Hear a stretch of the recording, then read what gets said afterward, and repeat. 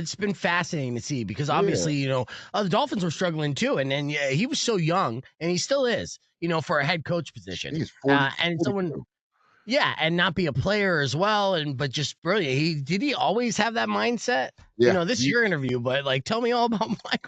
I'm like, because no, that's I love it. fascinating too, dude. No, I Yeah. love it, dude. What's very interesting is I think, ESPN wrote this dog crap. I want to cuss so bad, but I keep Yo, doing it. cuss, we're on the stream. Well, we got 55 seconds, so get it out They there. wrote this ESPN wrote this dog shit article that they reached out to me and Chad, the friend that McDaniel grew up with, and he was interviewing me about McDaniel. And at one point I went, hey, just don't do this thing in the article where you act like we were both nerdy eighth graders and we went, one day you're going to be a head coach and one day I'm going to be a comedian. Like, don't Right. do that, because that's Yeah. not how it happened. We were both just supportive of each other being weirdos.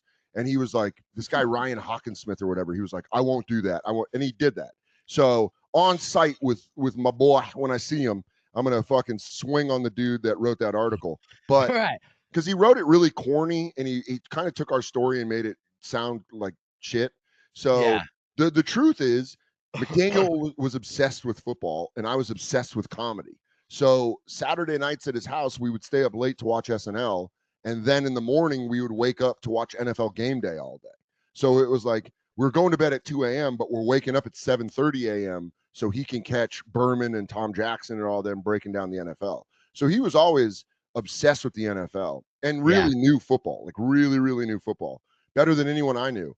And we played high school football together. I sucked. He was undersized. And it just became a thing where he played wide receiver at Yale. And then he took this like course on how to be a coach. And he was like, I think I'm going to be a coach. And all of us that knew him were like, yeah, that's the way to go. You know that. You're going to do great. Right.